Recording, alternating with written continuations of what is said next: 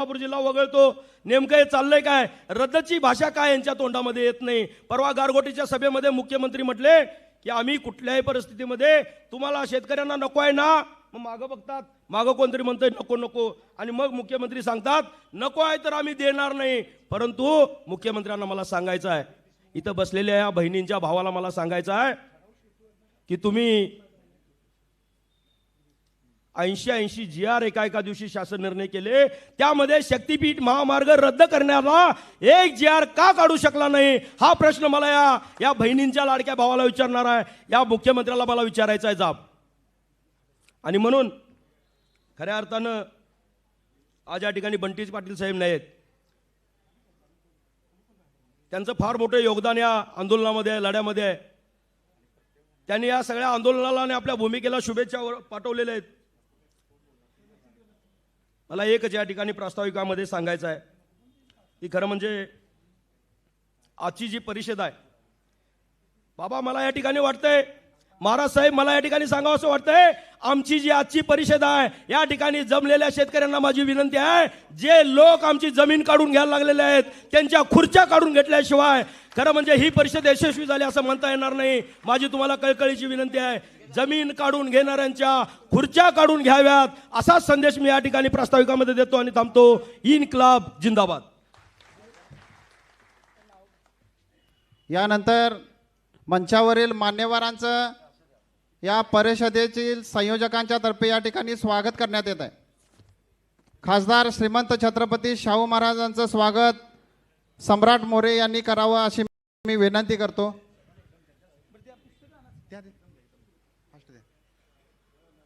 त्याचबरोबर संजय बाबा घाडगे, राजन क्षीरसागर, उमेश देशमुख, विजय देवणे साहेब, गिरीश फोंडे साहेब, JNUच्या प्राध्यापक अमृता फाटक, MP पाटील, महादेव धानवडे साहेब, विक्रांत पाटील साहेब, गोकुळचे संचालक प्रकाश पाटील साहेब, कॉम्रेड शिवाजीराव मगदूम, स्वाभिमानीचे प्रदेशाध्यक्ष जालंधर पाटील साहेब, त्याचबरोबर सर्वांचं या ठिकाणी मी सहर्ष असं स्वागत करतो.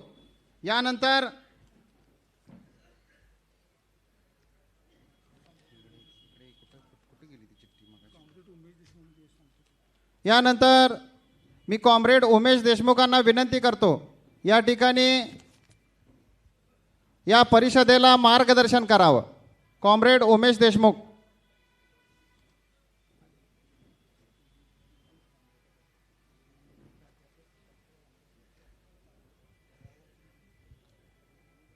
आजच्या या परिषदेचे अध्यक्ष, आपल्या या जिल्ह्याचे खासदार आदरणीय महाराज साहेब, या शक्तीपीठ महामार्गाला सुरुवातीपासून आपल्या या आंदोलनामध्ये असलेले कागलचे माजी आमदार संजय बाबा घाटगे, आत्ताच ज्यांनी प्रास्ताविक केलं आणि या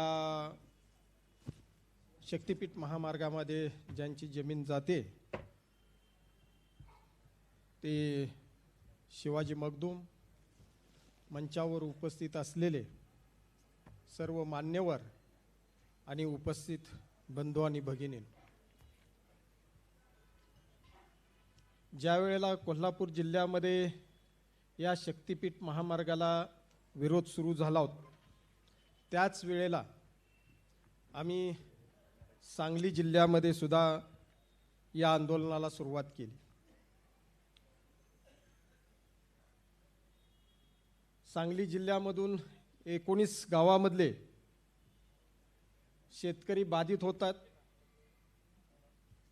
बाधित शेतकरी जे आहेत त्या सगळ्यांची जमीन ही बागायती जमीन आहे. गेल्या 10-15 वर्षामध्ये सांगली जिल्ह्यामधल्या सिंचन योजना ज्या आहेत त्या पूर्ण क्षमतेने चालू झाल्यामुळं या शेतकऱ्यांच्या जमिनी ज्या जिरायत होत्या त्या बागायती झाल्या आणि बागायती जमीन आत्ता कुठं शेतकऱ्यांनी विकसित केलेले आहेत. विकसित करताना काही शेतकऱ्यांनी कर्जरूपाने पैसे उभा केले, काही शेतकऱ्यांनी रोखीनं पैसे घातले आणि जमिनी विकसित केल्या. आणि जमिनी विकसित केल्यानंतर सांगली जिल्ह्यामधून रत्नागिरी नागपूर हा महामार्ग नुकताच झालेला आहे. दुसरा एक पुणे बेंगलोर हा ग्रीनफील्ड महामार्ग शासनानं घोषित केला आणि तिसऱ्यांदा आता शक्तिपीठ महामार्ग त्यांनी घोषित केलेला आहे. आता एवढ्या मोठ्या प्रमाणामध्ये जर जमिनी जायला लागल्या तर शेतकऱ्यांच्याकडे उरणार काय, अशा प्रकारचा प्रश्न सांगली जिल्ह्यामध्ये सुद्धा तयार झाला. सांगली जिल्ह्यामध्ये रत्नागिरी नागपूर आणि शक्तिपीठ महामार्ग याच्यामध्ये साधारणतः 15 ते 22 किलोमीटरचं त्या दरम्यान अंतर आहे. म्हणजे एवढ्या कमी अंतरावरून हे मोठे महामार्ग व्हायला लागलेले आहेत. विजापूर गुहागर ही त्याच्या अगोदर एक्सपांड झालेला महामार्ग आहे.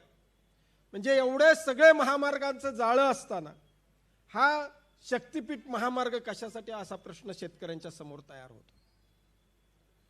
सांगली जिल्ह्यामधली देवस्थानं जी आहेत ती देवस्थानं एक तर रत्नागिरी नागपूर महामार्गाच्या जवळ आहेत किंवा विजापूर गुहागर महामार्ग जो आहे त्या विजापूर गुहागर महामार्गाच्या जवळ आहेत. मग एवढ्या जवळ असताना त्या महामार्गावरून देवस्थानं जोडली गेलेली असताना त्याला ॲक्सेस असताना हा महामार्ग करायचं कारण काय, हा प्रश्न शेतकऱ्यांनी ज्या वेळेला विचारला गेला, लोक फार हुशार आहेत हो. कारण सुरुवातीला महाराष्ट्र सरकारचं धोरण जे होतं ते धोरण रत्नागिरी नागपूर महामार्ग हा एक्सपांड करायचं धोरण होतं. परंतु सरकारनं विचार केला की हा एक्सपांड जर केला तर राष्ट्रीय महामार्गाच्या कडेला असलेल्या जमिनीचा रेडी रेकनर हा जास्त असणार आहे, त्यामुळं तिथल्या शेतकऱ्याला पैसे जास्त द्यावे लागतील, काम कमी आपल्याला करावं लागेल, म्हणून हा शेतामधनं घालायचा प्रयत्न केला. आणि शेतामध्ये हे शेतकऱ्याला पैसे कमी द्यायला लागतील हे सरकारचं धोरण. आणि दुसरं धोरण काय, तर काम मोठं देता येईल कंत्राटदारांना, मोठ्या प्रमाणामध्ये कंत्राटदारांच्याकडून काम करून घेता येतील आणि त्या कंत्राटदारांच्याकडून आपल्याला कमिशन घेता येईल. या एकमेव कारणामुळे या शक्तिपीठ महामार्गाचं धोरण या सरकारनं अवलंबलेलं हे आपण लक्षात घेतलं पाहिजे. हिशोब करताना काय करतात, 86,000 कोटीचं बजेट आहे आणि 86,000 कोटी बजेटमध्ये हा सरकारनं प्रकल्प जर केला तर त्याच्या 10% कमिशन मिळणार आहे. 8-10 हजार कोटी रुपये यांना सहजासहजी मिळणार आहेत. म्हणून ह्याचं घाट ह्या सरकारनं घातलेलं. हे सरकार शेतकऱ्यांच्या बाजूनं नाही तर कंत्राटदारांचं हित जपणारं सरकार आहे. म्हणून या सरकारला आपल्याला धडा शिकवण्याची वेळ आहे. अगदी राईट टाइम आपण परिषद घेतलेला आहे मित्रांनो, योग्य वेळेवर परिषद घेतलेला हा संदेश आपल्याला लोकांच्या मध्ये घेऊन जावं लागणार आहे की आम्ही गेले 1 वर्ष झालो ओरडतो शक्तिपीठ महामार्गामुळे.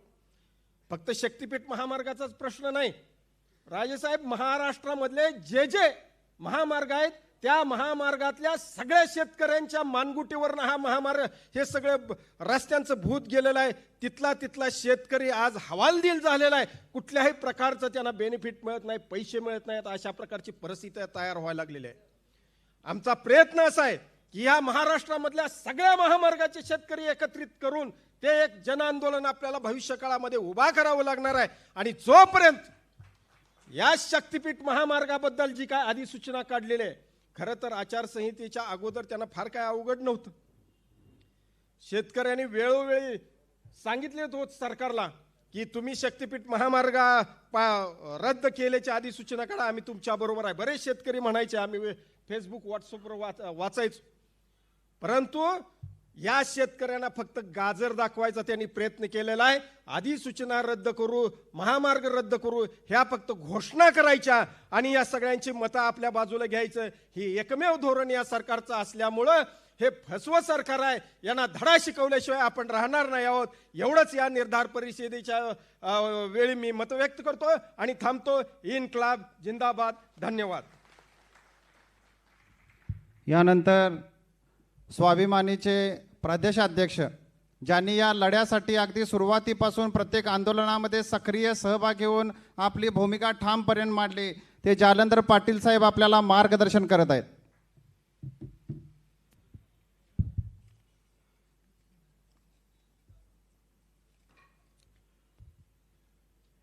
शक्तिपीठ महामार्गाचं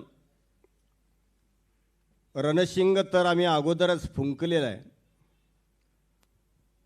आणि त्याच्यावरती कळस चढविण्याच्या निमित्तानं आज या सभागृहामध्ये उपस्थित असलेले आदरणीय श्रीमंत छत्रपती शाहू महाराज, श्रीमंत समरजित घाडगे, श्रीमंत संजय बाबा घाडगे, आमचे चळवळीतले मित्र विजयराव देवने, माननीय कॉम्रेड क्षीरसागर साहेब, माननीय उमेश देशमुख साहेब, माननीय आर.के. पवार, आमचे मित्र गिरीश फोंडे, अमृताजी पाठक, MP पाटील, चळवळीतले माझे परमस्नेही विक्रांत पाटील, सम्राट मोरे, मच्छिंद्र मुगडे, व्यासपीठावरील सर्वच सन्माननीय आणि कष्टाच्या वस्तीत वाढलेल्या आणि कलबुर्गी, पानसरे आणि दाभोळकरांच्या विचाराच्या वारसदार बंधू आणि भगिनींनो,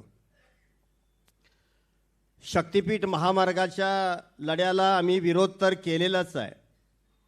जवळजवळ 805 किलोमीटर लांबीचा, 12 जिल्ह्यातून 12 तीर्थक्षेत्रांना जोडणारा, आता 86,000 कोटीचं बजेट असणारा, उद्याच्या काळात त्याच्या पुढं 7 कधी लागेल हे न सांगता येणारा नागपूर ते गोवा हा शक्तिपीठ महामार्ग शेतकऱ्यांची 27,000 एकर जमीन घशामध्ये घालणार आहे.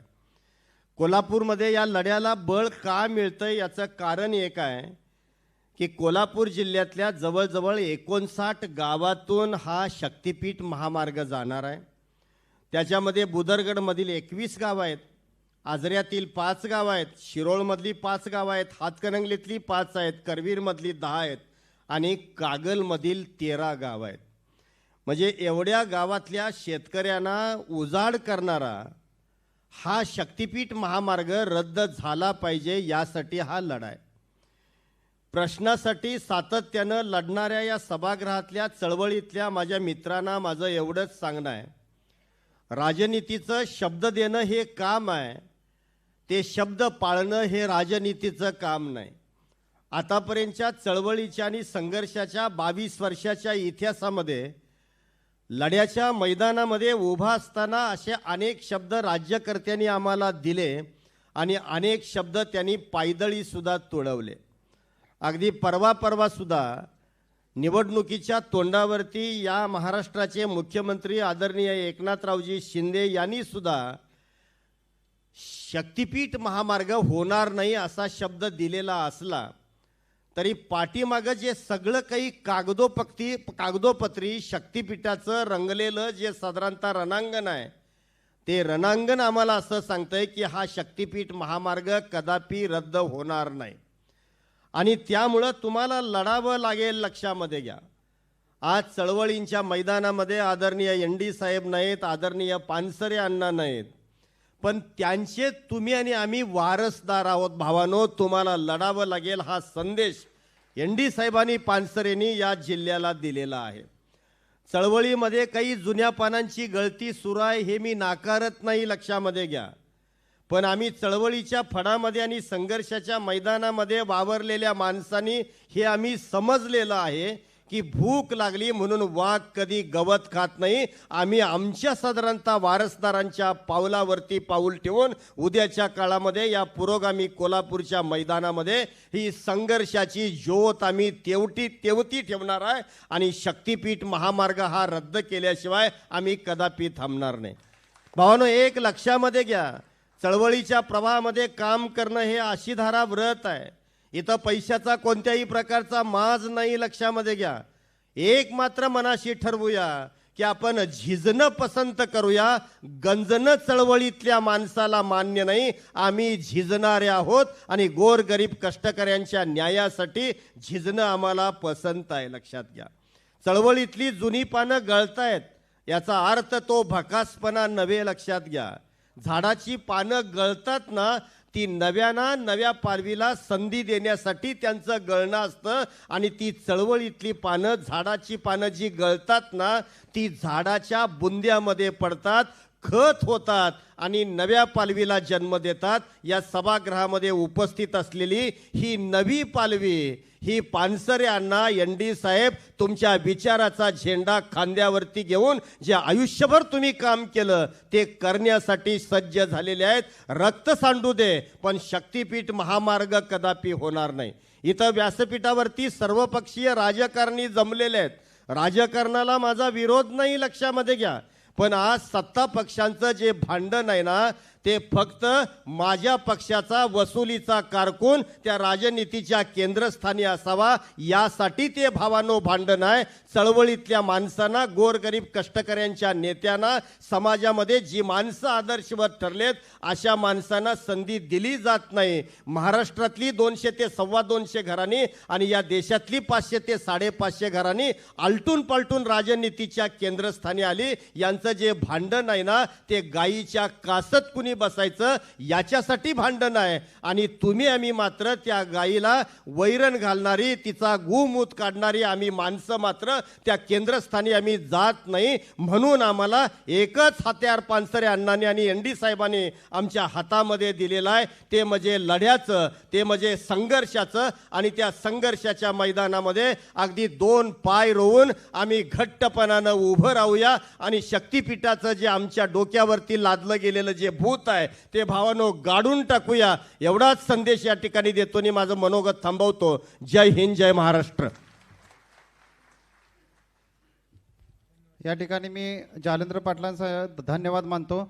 यानंतर ज्या स्वातंत्र्यानंतर ज्या ठिकाणाहून आंदोलनाची सुरुवात झाली आणि ज्या ठिकाणी या देशामध्ये कुठलीही घटना घडो तर पहिल्यांदा त्या दिल्लीमध्ये ज्या JNU मध्ये या प्रत्येक आंदोलनाची ठिणगी पडते आणि त्यानंतर ती या देशभर पेटत जाते. अशा या JNU जवाहरलाल नेहरू विद्यापीठ दिल्ली या ठिकाणी असणाऱ्या प्राध्यापिका सन्माननीय डॉक्टर अमृताताई पाठक या ठिकाणी आपले मत व्यक्त करण्यासाठी या ठिकाणी त्यांना मी विनंती करतो.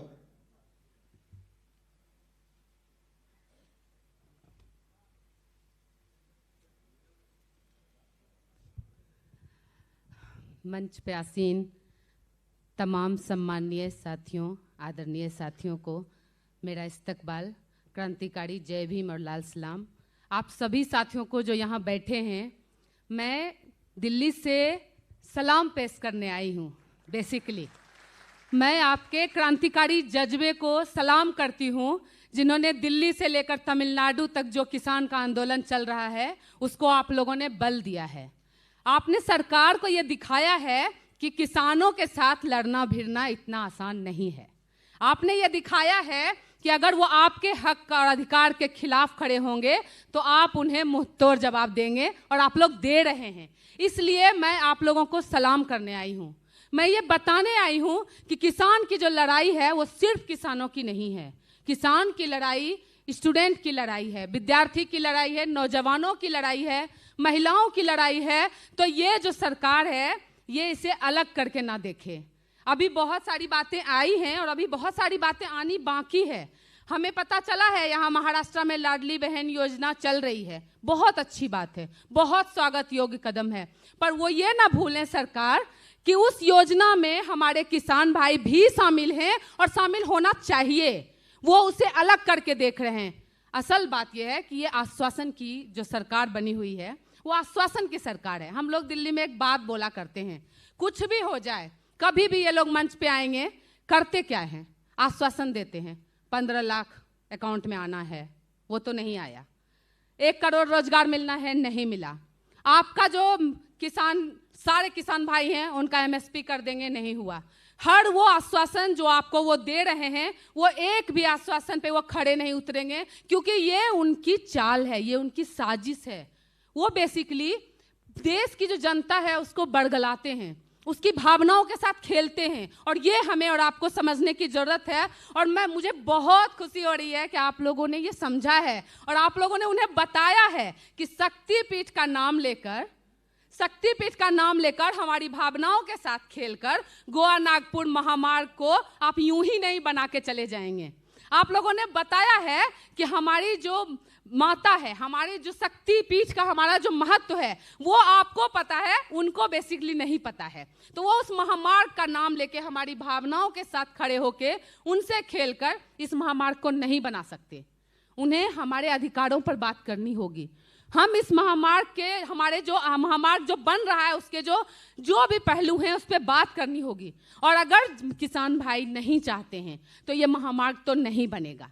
ये आप लोगों ने दिखाया है, और यहाँ जो आश्वासन दिया गया है, आप लोगों को भी ये आश्वासन मिला था कि ये महामार्ग रद्द किया जाएगा, लेकिन नहीं किया गया है। तो मैं ये समझती हूँ कि इस चीज को, इस लड़ाई को, इस संघर्ष को इतना तेज किया जाना चाहिए कि उन्हें ये समझ में आ जाए कि हर बार किसान आश्वासन पर नहीं रुकने वाले हैं।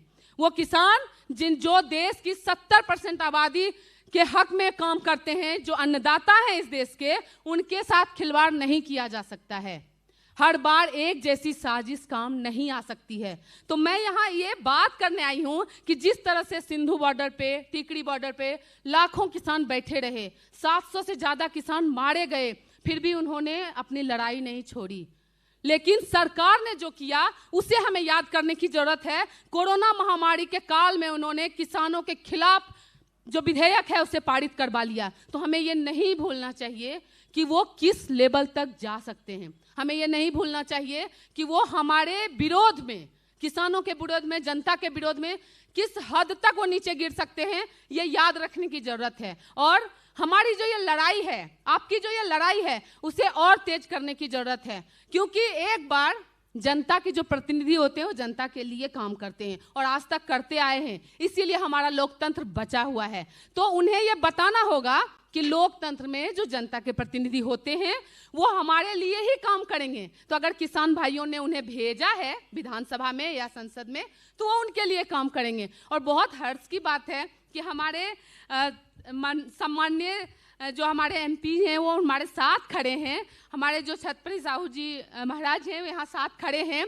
और ये हमारे लिए गर्व का पल है, ये हमारे लड़ाई की मजबूती का पल है। और हम इस लड़ाई को इतना आगे तक ले जाने की स्थिति में हैं कि हम शक्तिपीठ महामार्ग को रद्द करवाएंगे, और हमें करवानी चाहिए। ये लड़ाई आप आगे बढ़ाइए, इस लड़ाई की गूंज ना सिर्फ महाराष्ट्र तक, दिल्ली तक पहुंचाइए। हम हमेशा आपके साथ खड़े रहेंगे, और दिल्ली में भी ये उतनी ही मजबूती से, उतनी ही तेजी से गूंजेगी, और ये शक्तिपीठ महामार्ग का जो कार्य है वो जल्द से जल्द बंद करवाया जाए, और हमें अपने हक और अधिकार की लड़ाई को सफलता हासिल हो। मैं यही कहने आई हूँ। शुक्रिया। इनकलाब जिंदाबाद। धन्यवाद। यानंतर या परिषदेसाठी अगदी नागपूरपासून ते सिंधुदुर्गच्या टोकापर्यंत जमलेल्या सर्व शेतकऱ्यांच्या समोर या परिषदेदरम्यान जे काही ठराव वाचन आहे ते या ठिकाणी मी गिरीश फोंटे सरांना विनंती करतो, या ठिकाणी आपण ठराव वाचन करावं।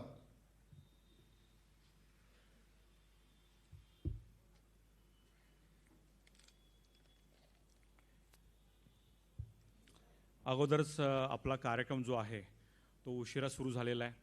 सर्व मान्यवर जे बोलणार आहेत किंवा बोललेले आहेत ते प्रत्येकजण थोडक्यामध्ये आपलं मनोगत व्यक्त करणार आहेत। शाहू महाराजांना देखील दुसऱ्या एका कार्यक्रमासाठी जायचं आहे, तरी देखील आजच्या या परिषदेचा मुख्य उद्देश जो आहे तो आपण समजून घेतला पाहिजे। माझ्या अगोदरच्या वक्त्यांनी जी मांडणी केली त्याच्याशी 100% सहमती आम्ही दर्शवतो। डॉक्टर अमृता पाठकनी पण जे सांगितलं ते खरं आहे की ही तर लोकशाही आहे, आणि लोकशाहीमध्ये मग चळवळ करत असताना आम्ही सगळे हे चळवळीतले लोक आहे। आमच्या समोर काय असतं, मागणी मांडणं, मोर्चे काढणं, आंदोलन करणं, परिषदा घेणं, मेळावे घेणं, आणि जे संसदेमध्ये विधानसभेत लोक बसले त्यांच्यावर दबाव टाकून आमचा निर्णय मान्य करून घेणं, या सर्व गोष्टी 8 महिन्यामध्ये झालेल्या आहेत। कोणती अशी आंदोलनाचा प्रकार नसेल या कोल्हापूर सहित आज पाठीमागे आपल्या सगळे बसलेले आहेत. हिंगोली, नांदेड पासून तिथून लोक आलेले आहेत. सोलापूर, लातूर, या सर्व सिंधुदुर्ग, या सर्व 10 जिल्ह्यांचे लोक आज या परिषदेमध्ये त्यांचे प्रतिनिधी उपस्थित आहेत. हे आंदोलन करतात. महाराष्ट्र सरकारमधले जे मंत्री आहेत, मुख्यमंत्री, हे अफवा मंत्री आहेत, हे असं आम्हाला म्हणायचं आहे. ठराव वाचन करण्याचा होता, त्याचा पाठीमागे उद्देश मी सांगतो. अफवा मंत्र्यांनी काय सांगितलं की शक्तिपीठ महामार्गाला फक्त कोल्हापूर जिल्ह्यातून विरोध आहे. वर्तमानपत्र तुम्ही गुगलला सर्च केलं की दिसत की हिंगोली, नांदेड प्रत्येक ठिकाणी आंदोलन झालेलं आहे. मग कोल्हापूरमध्ये येऊन पब्लिक डोमेनमध्ये लोकांच्या समोर येऊन खोटे लोक का बोलत असतील? यांनी भुदरगडमध्ये पण सांगितलं, आम्ही आंदोलन करतो म्हणून सांगितलं. पोलिसांनी भेट घालून दिली मुख्यमंत्र्यांची. आम्हाला म्हणाले कोल्हापूर बघतो, पण कोल्हापुरातली शेतकऱ्यांची जी काय आम्ही एकजूट आहे, आम्हाला शाहू महाराजांचा वारसा आहे, आम्हाला छत्रपती शिवाजी महाराजांचा वारसा आहे.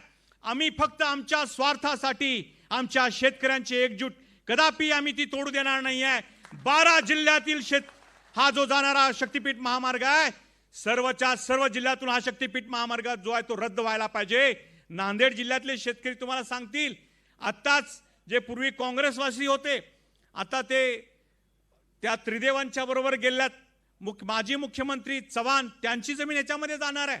मग असं असताना, आंदोलन करत असताना तोंडी मात्र येऊन भाषणं करतात, हे सांगतात की आम्ही रद्द करू असं म्हणत असतील तर आमचं मत आहे की तुम्ही लेखी जे आहे, तुम्ही जर सूचना नोटिफिकेशन लेखी काढता आणि भूसंपादन करायला सांगता तर तुम्हाला तुमची तोंडी जी आश्वासन आहे ते लेखीमध्ये बदलायला काय अडचण आहे? आणि त्यांनी आम्ही 15 तारखेपर्यंत महाराज आपण वाट बघितली. आम्ही जाहीर केलं. शेवटच्या 2 दिवसामध्ये एक काहीतरी बातमी आली होती मागच्या महिन्यामध्ये. ती बातमी काय होती? बातमी अशी होती की एका दुसऱ्या नेत्याने मुख्यमंत्र्यांच्या जवळचं सांगितलं की आमचे जे मुख्यमंत्री आहेत, हे आमचे मुख्यमंत्री दिवसाला 1000 फायलींच्यावर सह्या करतात. 1000 फायली आहेत. आणि मग कोणतरी सुषमा अंधारे वगैरे या नेत्यांनी सांगितलं आपल्या की याचा अर्थ आहे की मिनिटाला किती, सेकंदाला 10 सह्या करतात की काय, का 3 सेकंदाला 1 सही करतात, एवढी फास्ट सही करतात. आणि असे जर मुख्यमंत्री असतील तर 1000 सह्या करता दिवसाला. तुम्हाला शक्तिपीठ महामार्गाची फाईल तुमच्या समोर कशी आली नाही? आज याच्यामध्ये आज हे विचारण्यासाठी परिषद आहे. शक्तिपीठ महामार्गाची फाईल त्या 1000 फायलींच्या मध्ये दिवसभराच्या का नव्हती?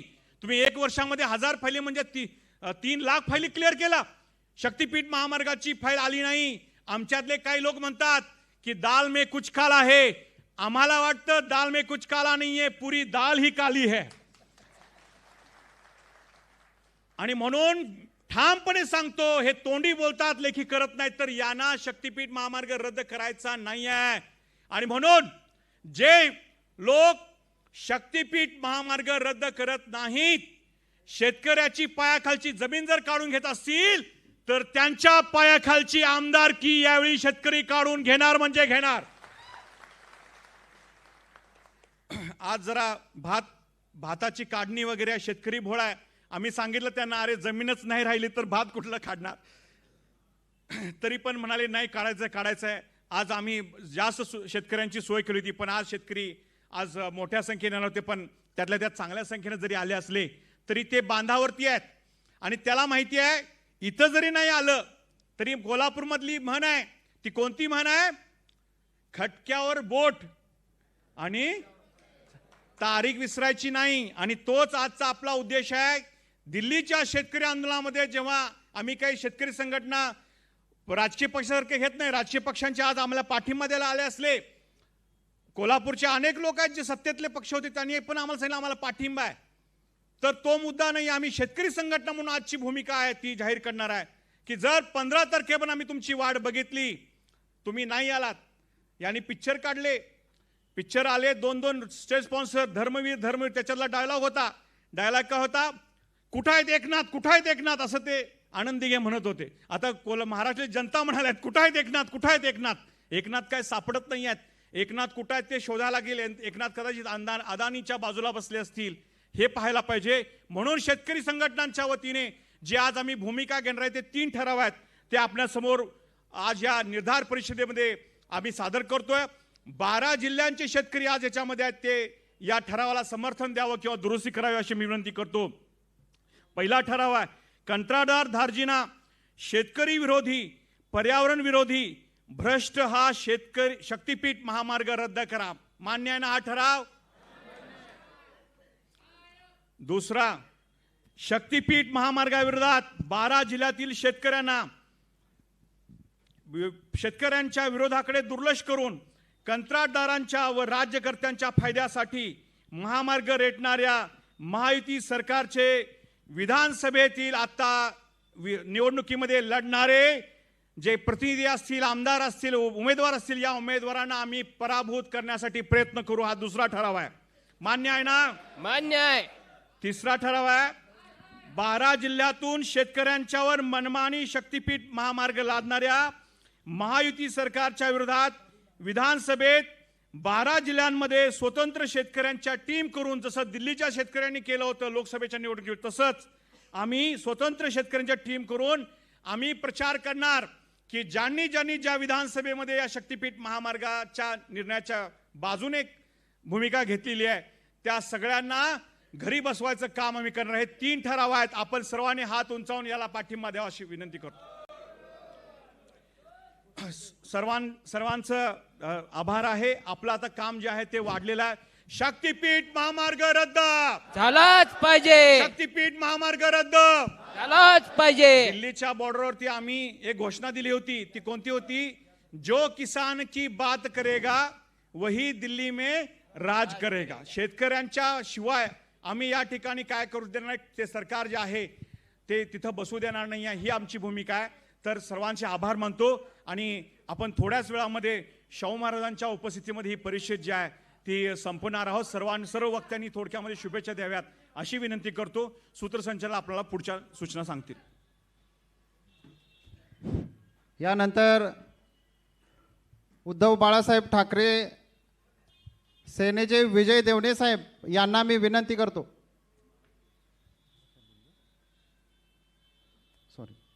यानंतर मी या जिल्ह्याचे खासदार श्रीमंत छत्रपती शाहूजी महाराज यांना विनंती करतो की या ठिकाणी मार्गदर्शन करावं.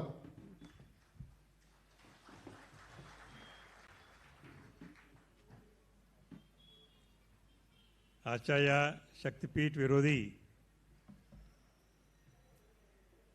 संघर्ष समितीचे सर्व सभासद, विशेष आज व्यासपीठावर उपस्थित असलेले श्री राजन क्षीरसागर, डॉक्टर अमृता पाठक, संजय बाबा घाटगे, विजयराव देवणे, गिरीश फोंडे, इतर सर्व मान्यवर, या व्यासपीठावर पुढे बसलेले सर्व शेतकऱ्यांचे प्रतिनिधी, विशेष आज उपस्थित आहेत उमेश देशमुख, सम्राट मोरे, शिवाजीराव मगदुम, महादेव धनोडे, प्रकाश पाटील, जालंधर पाटील आणि आपण सर्व. आता या शक्तीपीठ महामार्गाच्या विरोधात आपण फेब्रुवारीपासून म्हणजे जवळजवळ 8-9 महिन्यापासून सर्व आंदोलन करीत आलो आहोत आणि हा विषय शासनाच्या पुढे संघर्षाच्या माध्यमातून आणि इतर माध्यमातून विधानसभेमध्ये, विधान परिषदेमध्ये सुद्धा हा मांडला गेलेला आहे. आणि आज तागायत आत्ताच आपल्याला सर्वांनी सांगितल्याप्रमाणे हजारो निर्णय घेण्यात आलेले आहेत, पण याबद्दल निर्णय शासनाने घेतला नाही हे स्पष्ट झालेलं आहे. आणि एवढं स्पष्ट असताना आता आपल्याला जे त्यांनी विनंतीसुद्धा केलेली आहे त्या विनंतींकडं आपण लक्ष दिलं पाहिजे. म्हणजे आपले आज जिथं गिरीश फोंडेंनी बोललेत वगैरे, त्यांनी सगळ्यांनी की आता वेळ आता बदलली आहे, संपली आहे आणि आता आपल्याला राजकीय दृष्टिकोनातून जे काय करायचं आहे आपल्याला ते केलं पाहिजे. आणि म्हणूनच ही परिषदाचा आजची इथं आपण आयोजित केली आहे असं म्हटलं तर चुकीचं होणार नाही. शेतकऱ्यांच्या हितासाठी सातत्याने आपण सर्व लढतोय आणि शेतकऱ्यांचं हित काय आहे, कशात आहे हे जर शासनाला लक्षात येत नसेल तर याच्यासारखी दुर्दैवी गोष्ट कुठली नाही आहे. आणि आता या गेल्या 8 महिन्यामध्ये आपले विचार सगळं आपण स्पष्ट केला आहात आणि या स्पष्ट विचारामुळे आता आपण स्पष्ट कृती केली पाहिजे आणि इकडं तिकडं न बघता आपल्याला जे योग्य वाटतंय त्याप्रमाणे आपण हालचाल केली पाहिजे. आणि महिन्याभरात आता त्याचा निर्णय आपल्याला दिसेल, कारण आता ह्या शासनाकडनं निर्णय होऊ शकत नाही. आचारसंहिता लागलेली आहे आता तर, आणि मुद्दामून त्यांनी आचारसंहितेपर्यंत हे लांबवलं हे स्पष्ट आहे. आणि त्यांना म्हणजेच त्यांना काही करायचं नव्हतं हेही क्लिअर आहे. तर आता तुम्हाला आता महिन्याभरामध्ये या जे काही ज्याचं लढायचं असेल तसं आपण लढूया. आणि आत्ताच मार्गदर्शन केल्याप्रमाणे आपल्या गिरीश फोंडेंनी सांगितल्याप्रमाणे त्यांनी आपण पावलं उचलूया. आणखीन उचलून निर्णय आपल्या निर्णयामध्ये काही बदल न करता ताकदीने आपण परिवर्तनाच्या मागे लागलं पाहिजे. आणि परिवर्तन झाल्याशिवाय आपला हा विषय संपणार नाही. शक्तिपीठ महामार्ग आता संपवायचा असेल तर आपल्याला राजकीय परिवर्तन निश्चित करावं लागेल, यात काही शंका नाही. म्हणून आता आपल्या समोर जास्त न बोलता, कारण असे परिषद अनेक झाले आहेत. 12 जिल्ह्यातून आज इथं प्रतिनिधी आलेले आहेत. सगळ्यांच्या विचाराने हा कार्यक्रम होत आहे. सगळ्या शेतकऱ्यांच्या विचाराने हा होत आहे. म्हणून शेतकऱ्यांच्या हितासाठी आपण हे परिवर्तन घडून आणावं अशी जी विनंती केली आहे आणि मार्गदर्शन जे केलं आहे गिरीश फोंडेंनी ते बरोबरच आहे. आणि त्याप्रमाणे सगळ्यांनी आता कामाला लागलं पाहिजे. ज्याच परिस्थितीची आता काही आवश्यकता नाही आहे. आपण डायरेक्ट मतदानाच्या माध्यमातून आपले विचार स्पष्ट केले पाहिजे आणि त्यातूनच आपला हा शक्तिपीठ महामार्गाचं रद्द होईल. एवढंच मी आपल्याला बोलून आणि सर्वांना उपस्थितांना शुभेच्छा व्यक्त करून आणि हा शक्तिपीठ लवकरात लवकर रद्द होण्याच्या दृष्टिकोनातून 1 महिन्यानंतर हालचाल होईल असं अपेक्षा करून मी आपली रजा घेतो. जय हिंद, जय महाराष्ट्र. धन्यवाद साहेब. अगदी सुरुवातीपासून या लढ्याच्या अगदी सुरुवातीपासून ज्यांनी या लढ्यासाठी राजाश्रय दिला ते असे श्रीमंत छत्रपती शाहूजी महाराज यांनी आपले या ठिकाणी मार्गदर्शन केलं. त्याचबरोबर या ठिकाणी सांगावंसं वाटतंय, या ठिकाणी या राज्याचे माजी गृहराज्यमंत्री यांनी मागच्या अधिवेशनामध्ये हा शक्तिपीठ महामार्ग रद्द करावा या मागणीसाठी आणि अधिसूचना त्वरित काढावी या मागणीसाठी अक्षरशः राज्यकर्त्यांना अक्षरशः सळो की पळो करून या विधानसभेमध्ये सोडलं होतं. खरोखरच त्या ठिकाणी या राज्य सरकारला या विधानसभेचं कामकाज काही काळासाठी तहकूब करावं लागलं होतं. एवढं शेतकऱ्यांच्यासाठी या गृहराज्यमंत्री सतेज उर्फ बंटी पाटलांनी केलेलं आहे. त्याचबरोबर बंटी पाटील साहेबांनी अगदी सुरुवातीपासूनच या लढ्याला पाठिंबा आणि खांद्याला खांदा लावून शेतकऱ्यांच्या उतरलेले आहेत.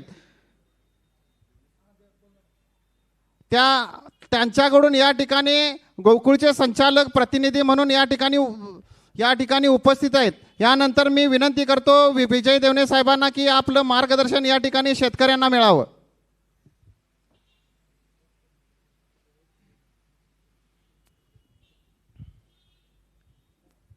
शक्तिपीठाच्या या लढ्याच्या परिषदेसाठी उपस्थित असणारे जिल्ह्याचे लाडके खासदार आदरणीय शाहू छत्रपती महाराज,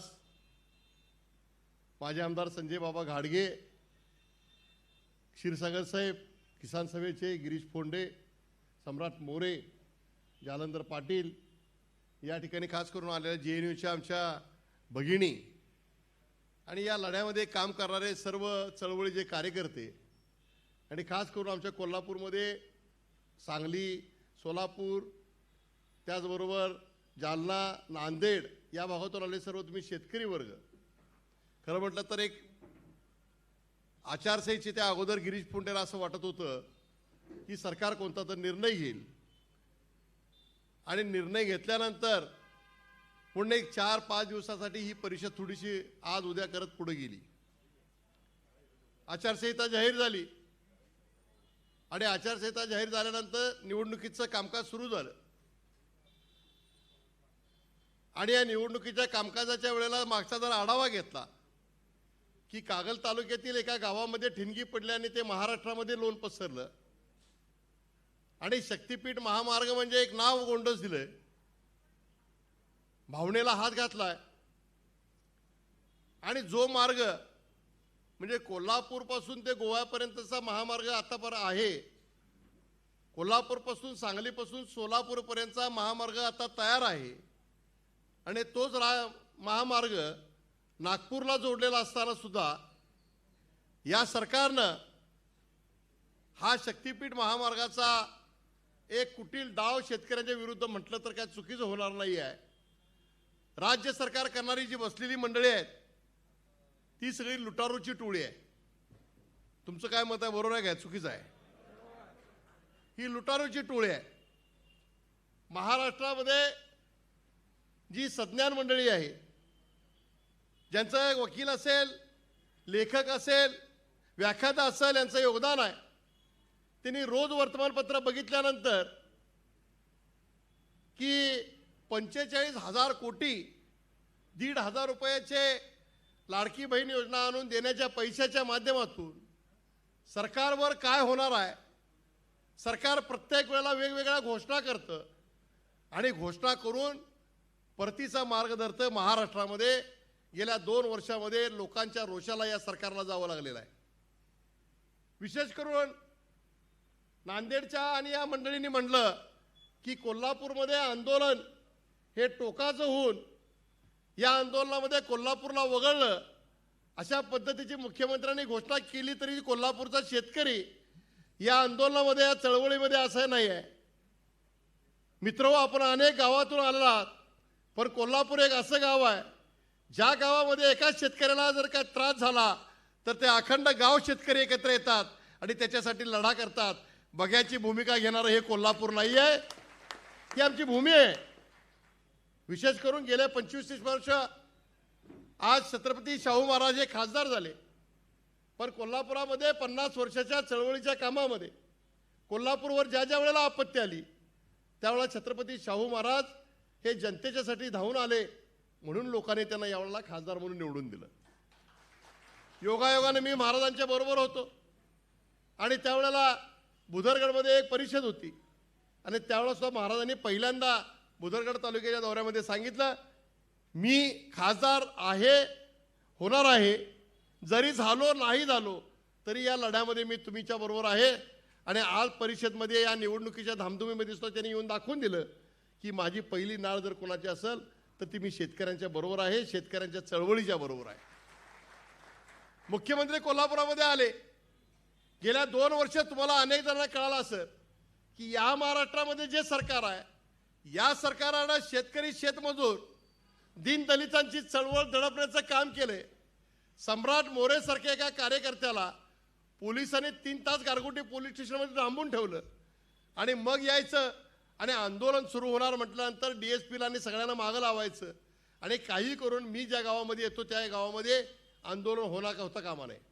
अहो, काही जागेला या मुख्यमंत्र्यांनी असं सांगितलंय की सचिवाला सांगितलं महाराष्ट्राच्या की जर गावामध्ये आंदोलन झालं तर तिथला DSP आणि कलेक्टरला मी सस्पेंड करणार, माझ्यासमोर आंदोलन होता का रे? अरे काय, देशामध्ये स्वातंत्र्याच्या चळवळीमध्ये अनेक लोकांनी काम केलं. देशामध्ये, महाराष्ट्रामध्ये एक आगळं वेगळं फुले शाहू आंबेडकरांचं हे राज्य आहे आणि या राज्यामध्ये हे तुमचं दडपशाहीचं धोरण. योगायोगानं निवडणुका लागल्या, आज त्यांचे जे आश्वासन आहेत या आश्वासनामध्ये मग कोण असू दे, अजित पवार असू दे, ते एका बाजूला काही सांगतात देवेंद्र फडणवीस साहेब ते एका बाजूला सांगतात आणि एकनाथ शिंदे तर काय पण सांगितलं तर मी करतोच म्हणतात. नाही म्हणायची सवय नाही. कुठं पण गेले की मागच्याला काय माहित, तुला स्वतः मुख्यमंत्री तुम्हाला माहित पाहिजे नाही काय होते काय नाही, ती कळायला नको का तुम्हाला? एक घोषणा करायची आणि मोकळं व्हायचं. आज माझ्या काल मोबाईलमध्ये फोन आला, बघा तुम्ही कसं आहे बघा, मी मुख्यमंत्री एकनाथ शिंदे बोलतोय. मराठाचं आरक्षण सोडण्यासाठी हे सरकार कटिबद्ध होतं आणि मराठाच्या आरक्षणाचा प्रश्न सोडवलेला आहे. त्यामुळं तुम्ही आमच्या बरोबर मागं राहा. तुम्ही मला सांगा, मराठा आरक्षणाचा प्रश्न सुटला? मग रोज जरांगी कशाला तिकडे बसतील? हे रोज उठून सगळं खोटं बोलायचं. आज जर बघितलं तुम्हाला तर तुम्ही एका बाजूला लाडकी बहीण योजनेचे पैसे दिले म्हणून सांगता, पण सामान्य झोपडपट्टीमध्ये काम करणाऱ्या गोरगरिबांना आनंद शिधा कोल्हापूर जिल्ह्यामध्ये छत्रपती शाहू महाराज अजून लोकांना मिळालेलं नाही आहे. गहू मिळालेला नाही, साखर मिळालेलं नाही, तांदूळ मिळालेलं नाही. ही वस्तुस्थिती आहे. खोटारडेपणा करायचा, वेगवेगळ्या घोषणा करायच्या.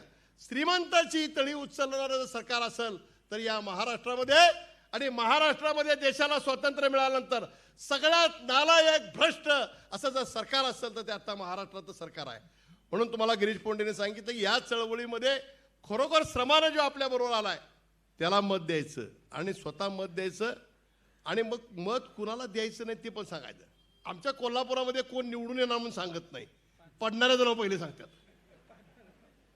म्हणून तुम्ही पण घरला गेल्यानंतर एकच काम करायचं, हे बघ ते निवडून आल्याचं कोणाला करायचं आहे, पण हे शक्तीपीठाच्या बरोबर होतो ह्याला पाडायचं. आणि सांगताना 10,000 सांगा, मग गावचावडीवर सांगा, डेअरीमध्ये सांगा, खताच्या दुकानामध्ये सांगा. आता पूर्वी कसं व्हायचं, आमच्या महिला असायच्या चावीवर गेले की एक घागर भरली की दुसऱ्याला सांगत होते. आता चावी सगळ्यांच्या घरात आल्या, त्यामुळे आता काय एकत्रीकरण नाही, पण हळदी कुंकू असं तिथं महिलांनी पण जाऊन सांगायचं. हे जर काही खरं नाही ह्याला पाडायला लागते. आता हे काम आपण करायचं. आणि मी तुम्हाला एवढंच सांगतो की हा शक्तीपीठ महामार्ग रद्द होण्यासाठी गिरीश पोंडे सम्राट, आपण जो काय आदेश द्याल त्या आदेशाबरोबर शिवसेना उद्धव बाळासाहेब ठाकरे पक्ष म्हणून आमचा पक्ष आपल्या पाठीशी आहे. बरोबर आहे, मी तुमच्या एक पाऊल आम्ही तुमच्या बरोबर काम करतो. पण एवढंच तुम्हाला सांगतो की आता काळजी करायचं कारण नाही, कारण मी काय भविष्यवाला नाही. पण लोक म्हणाल्यात आता ह्यांचं काय करायचं, जरा नवीन माणसांनी देऊन बघूया. मग नवीन कोण आहेत? महाविकास आघाडीचं सरकार येणार आहे, शरद पवार शेतकऱ्यांचे कैवार आहेत, राहुल गांधी आहेत, बाळासाहेब थोरात आहेत, अनेक मंडळी आहेत, उद्धव बाळासाहेब ठाकरे आहेत. ही सर्व काम करणारी मंडळी एकत्र आल्यानंतर शेतकऱ्यांच्या विरुद्धचा निर्णय घेणं जाणार नाही आहे. आणि मला वाटते या महाराष्ट्रामध्ये नवीन बसणारं सरकार पहिला जर कुठला निर्णय घेईल तर तो शक्तीपीठ महामार्ग रद्दचा निर्णय घेईल असा मला ठामपणाने विश्वास वाटतो. आणि ती एक आशा धरूया आणि ती विश्वास करूया. आणि आज या आंदोलनाच्या पार्श्वभूमीवर गिरीश मला 2 दिवस बोलले की आपल्या अशी कामं आहेत, अमुक आहे, दिवाळी तोंडावर आलेले आहे, भात कापणीचं काम सुरू झालेलं आहे, निवडणुकीची पण सुगी आलेली आहे, चौकामध्ये सगळी चर्चा सुरू झालेली आहे. त्यामुळे या सगळ्या ह्याच्यात सुद्धा आपण सर्व शेतकरी मोठ्या संख्येने आहात. फक्त मी एवढंच सांगतो की नांदेडमधनं, जालन्यामधनं, सांगलीमधनं आले लोकांना एवढं सांगतो, आम्ही कोल्हापूरची माणसं आहे, कोणाच्या बास ऐकत नाही. आमच्या बाबानं जर चुकीचा काय निर्णय घेतात आमच्या बाला पण तू जरा थांब, आम्ही लोकांच्या बरोबर आहे म्हणून आम्ही सांगतोय. म्हणून एवढा चांगल्या पद्धतीचा निर्धार व्यक्त करूया असं मत व्यक्त करतो आणि मी थांबतो. जय हिंद, जय महाराष्ट्र. धन्यवाद. यानंतर राजन क्षीरसागर यांना मी विनंती करतो की मार्गदर्शन करावं. यानंतर फक्त 1-2च मार्गदर्शने शिल्लक आहेत, त्यानंतर एक कार्यक्रम संपन्न करायचा आहे. व्यासपीठावरील मान्यवर आदरणीय शाहू महाराज आणि एका जिद्दीनं आजच्या परिषदेमध्ये सहभागी झालेल्या माझ्या तमाम शेतकरी बांधवांनो, या महाराष्ट्रामध्येच एवढे रस्ते का चाललेले आहेत?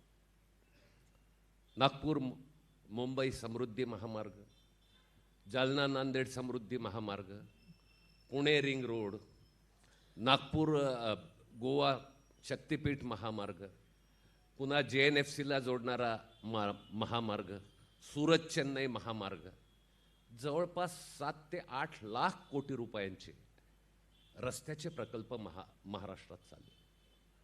यातले बहुसंख्य प्रकल्प जे आहेत ते राज्य सरकार महाराष्ट्र महामार्ग कायदा याच्या अन्वये नोटिफाय करतं. खरं तर मोदी साहेबांना जुने कायदे आवडत नाहीत, पण हा जुना कायदा 55चा हा मात्र फडणवीस साहेबांचा आवडता कायदा आहे. आणि त्याच्यामुळं त्याच्यातला काढलेलं शक्तीपीठचा विरोध झाल्यावरही नोटिफिकेशन रद्द केलेलं नाही. अहो 55चा कायदा हा मोरारजी देसाईच्या मुख्यमंत्री असताना केलेला कायदा आहे, ज्यांनी महाराष्ट्राकरता या महाराष्ट्रातल्या शेतकरी कामगारांचा बळी घेतला. तर त्या रक्तानं राजवट चालवलेल्या मंत्र्यानं केलेला हा कायदा आहे. हा शेतकऱ्यांवर कुऱ्हाड चालवतोय. माझी या महाविकास आघाडीमधल्या सरकारला विनंती आहे, जाहीरनामा तयार करत असाल, आमची विनंती आहे, फक्त नोटिफिकेशन रद्द करून भागणार नाही. हा 55चा मोरारजी देसाईचा कायदा, हा कायदाच संपूर्णपणानं रद्द केला गेला पाहिजे, हे ठामपणानं या ठिकाणी मागणी आहे. दुसरी महत्वाची गोष्ट, कारण या कायद्यामध्ये ऑटो पायलट आहे. एकदा तुम्ही मोजणी केली की त्या शेतकऱ्याच्या संमतीची कुठलीही गरज नाही, पुढच्या सगळ्या गोष्टी ऑटो पायलट. सरकार जे आहे 55 साली रस्ता सार्वजनिक हिताचा होता, पण आज तुम्ही बिझनेस कॉरिडॉर म्हणून हे रस्ते करताय. सुरत चेन्नई बद्दल जाब विचारायला गेलो कलेक्टरला, लगेच केस करून टाकली. म्हणले कलेक्टरला कसं काय विचारता? अरे म्हणलं पब्लिक युटिलिटी कुठे आहे? त्या रस्त्यावरती तुम्ही मोटरसायकल येऊ देणार नाही, बैलगाडी येऊ देणार नाही, ट्रॅक्टर येऊ देणार नाही, रिक्षा चालवणार नाही. अरे पैसे भरल्याशिवाय तर तुम्ही येऊ देणार नाही, आणि मग पब्लिक पर्पजचा काय प्रश्न त्याच्यामध्ये? हाच प्रश्न महाराष्ट्राच्या मंत्र्यांना ज्यावेळेस विचारला, आवाज त्यांचा बंद झाला. म्हणले याच्यामध्ये दुरुस्ती आम्ही करू काहीतरी. कशाची काय दुरुस्ती केली? मेग इंजिनिअरिंग, आज या समृद्धीच्या सर्व कंत्राटामध्ये गुंतलेल्या ज्या कंपन्या आहेत त्यांच्याकडून दलाली या सत्ताधाऱ्यांनी खाल्लेली आहे, आणि त्यांना निवडणुकीत पालथं पाडायचं काम आपल्याला करायचं. आणि म्हणून या ठिकाणी जे निर्णय आपण केलेला आहे की या भारतीय जनता पक्ष जो ह्या रस्त्याकरता आकासलेला आहे, नितीन गडकरी नाव कुठंच येत नाही, पण त्यांची हॅम पॉलिसी आहे, hybrid annuity model. Ashok Chavan बांधकाम मंत्री होते, 10,000 किलोमीटरचे हायब्रिड ॲन्युइटीचे रस्ते केले. कसे केले? 90 फुटाचा रस्ता 140 फूट करून टाकला, 50 फूट वाढले, इकडं 30 फूट वाढवले, इकडं 25 फूट वाढवले. ही वाढलेली जमीन शेतकऱ्यांची किती हाबाडली त्याची तर चर्चा सुद्धा नाही. की का चर्चा नाही? कारण 18,000 हेक्टर जमीन कुठलाही आवाज न काढता गुपचूपपणानं या फडणवीस सरकारनं शेतकऱ्यांची हडप केलेली आहे, आणि त्याच्यामध्ये अशोक चव्हाणचे हितसंबंध गुंतलेले आहेत. ही त्यांची सांगड त्या ठिकाणी आहे, आणि म्हणून त्यांची गठडोड हे त्या ठिकाणी झालेले आहे. हे लक्षात घ्या. मी सिद्ध करून द्यायला तयार आहे. ही 18,000 हेक्टर जमीन फुकट कशा पद्धतीनं सरकारने. रस्त्याचे दर काय? हायब्रिड ॲन्युइटी खालचा साधा जिल्हा मार्ग असेल, राज्यमार्ग असेल 6 कोटी रुपये पर किलोमीटर, समृद्धी महामार्गासाठी 72 कोटी रुपये पर किलोमीटर, आणि शक्तीपीठ महामार्गासाठी 120 कोटी रुपये प्रति किलोमीटर हा सरकार खर्च दाखवत आहे. अरे 120 कोटी रुपयामध्ये चांदीचे रॉड घातले, सोन्याचे गिट्टे टाकले तरी 120 कोटी रुपये किलोमीटरला खर्च होणार नाहीत. एवढे पैसे तुम्ही काय करणार आहात त्या ठिकाणी? आज आमच्या विद्यार्थ्यांना शाळेमध्ये जायला बस द्यायला तुम्ही तयार नाही. पाससाठी भंडाऱ्यामधले दुर्गम भागातली पोरं आंदोलनं त्या ठिकाणी करतात. आमच्या विद्यार्थ्यांना फ्री पास देण्याकरता तुमच्याजवळ त्या ठिकाणी पैसा नाहीत. शाळेमधले मास्तर नेमण्याकरता तुमच्याजवळ पैसे नाहीत. जिल्हा परिषदच्या शाळा दुरुस्त करण्याकरता तुमच्याजवळ पैसे नाहीत. आणि 86,000 कोटी रुपयाचा आणि लाखो कोटी रुपयांचे रस्ते हे महाराष्ट्रामध्ये कशासाठी चालत आहे? बरं, हे रस्ते तुम्ही करताय, पहिल्यांदा कॅनॉल तोडून टाकताय, वाटा बंद करून त्या ठिकाणी टाकताय. अहो, या विदर्भामध्ये जिथं सिंचनाचा अनुशेष आहे तिथं या समृद्धी महामार्गातून हजारो हेक्टर जमीन जी आहे ती तोडलेली आहे. हा शक्तीपीठ महामार्ग या मराठवाड्यामधला जायकवाडी प्रकल्प असेल, विदर्भ मराठवाड्याच्या बॉर्डरवरचा पैनगंगा प्रकल्प असेल, अप्पर वर्धा प्रकल्प असेल, वर्धा प्रकल्पापासून ते आपल्या कोल्हापूर जिल्ह्यामधल्या अनेक सिंचन प्रकल्पापर्यंत या सिंचनाची वाट त्यांना लावायची. कारण पाणी त्यांना अर्बनायझेशनसाठी पाहिजे, शहरांसाठी त्या ठिकाणी पाहिजे. एक मोठं षडयंत्र या शेतकऱ्यांशी चाललेलं आहे. या सरकारचा शेतकऱ्यांशी शत्रुभाव पद्धतीनं व्यवहार. मी तर म्हणतो की शेतकऱ्यांच्या विरुद्ध या सरकारनं आर्थिक युद्ध पुकारलेलं आहे आणि त्याचा मुकाबला करण्याची आज या ठिकाणी आवश्यकता आहे. आणि म्हणून दोस्तांनो, या कोल्हापूरमध्ये ही परिषद भरवली जाते, शाहू महाराजांच्या साक्षीनं ही परिषद होतीये. ही महाराष्ट्रासाठी प्रेरणादायी बाब आहे. कारण या महाराष्ट्राच्या संयुक्त महाराष्ट्राच्या लढ्यामध्ये अग्रेसर असणारा एन.डी. पाटील आणि पानसरेंचा हा जिल्हा, शाहू महाराजांचं महाराष्ट्राची वैचारिक धुरा सांभाळणारा आणि वैचारिक प्रेरणा देणारा हा कोल्हापूरचा जिल्हा आहे. महाराष्ट्र एकीकरण करण्याच्या जबाबदारीमध्ये कधी हा जिल्हा मागे हटला नाही. त्यामुळे महाराष्ट्रातल्या तमाम शेतकऱ्यांच्या हक्काकरता याच ठिकाणाहून ठिणगी पडलेली आहे. ती आता वणवा पेटल्याशिवाय राहणार नाही. आपली जबाबदारी आहे की प्रत्येक जिल्ह्यामध्ये या प्रकल्पग्रस्त बाधित रस्त्यामधल्या शेतकऱ्यांनी कमीत कमी 50 घरामध्ये आणि 50 चोऱ्याधाऱ्यांना सांगितलं पाहिजे की या निवडणुकीमध्ये कमळ कापून टाकायचं आहे, त्यांचे साथीदारही त्या ठिकाणी कापून टाकायचं आहे. हे आपल्याला या ठिकाणी सांगायचं आहे. ते ठामपणानं सांगा. फक्त शेवटचा मुद्दा सांगतो, जरा आपल्या घरामधल्या मायमावल्यांना विचारा. शेतीमध्ये 75% काम या आपल्या मायमावल्या काम करतात. गवताच्या काडीला सुद्धा जपत असते होती बिचारी. तिचा सल्ला घ्या, तिला आपल्या लढ्यामध्ये सहभागी करून घ्या. जोपर्यंत आपल्या मायमावल्या हातामध्ये विळा घेऊन उभा राहणार नाहीत तोपर्यंत आपली जमीन सुरक्षित नाही. ही गोष्ट आपण लक्षात घ्या. लढ्यामध्ये आपल्या महिलांना पण भागीदारी करा, एवढं आपल्याला नम्र आवाहन करतो. आणि माझे 2 शब्द या ठिकाणी संपवतो. हरियाणामध्ये झालेली चूक आपल्याला होऊ द्यायची नाही. तमाम शेतकरी एकजुटीनं आणि जिद्दीनं या ठिकाणी आपल्याला या शेतकऱ्यांशी शत्रुभाव ठेवणारं जे सरकार आहे त्याला गाडल्याशिवाय राहायचं नाही. तरच आपली जमीन सुरक्षित आहे. हाच आपण संदेश प्रत्येक ठिकाणी पोहोचवू. पंजाबमधल्या शेतकऱ्यांचं धान्य खरेदी करायला तयार नाही. मध्य प्रदेशामध्ये सोयाबीनला भाव द्यायला त्या ठिकाणी तयार नाही.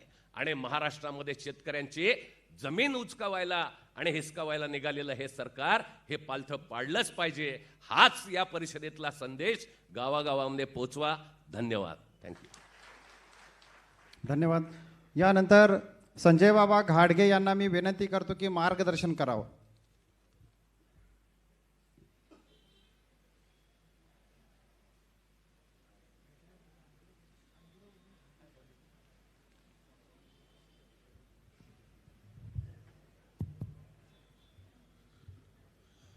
श्रीमंत छत्रपती शिवाजी महाराजांचे वंशज, श्रीमंत छत्रपती धर्मवीर संभाजी महाराजांचे वंशज, श्रीमंत छत्रपती शाहू महाराजांचे वंशज, कोल्हापूर जिल्ह्याचे सन्माननीय खासदार आदरणीय छत्रपती शाहूजी महाराज, त्याचप्रमाणे या ठिकाणी उपस्थित असलेले आत्ताच ज्यांनी मार्गदर्शन केलं ते आदरणीय राजन क्षीरसागर साहेब, या ठिकाणी उपस्थित असलेल्या आपल्या अमृता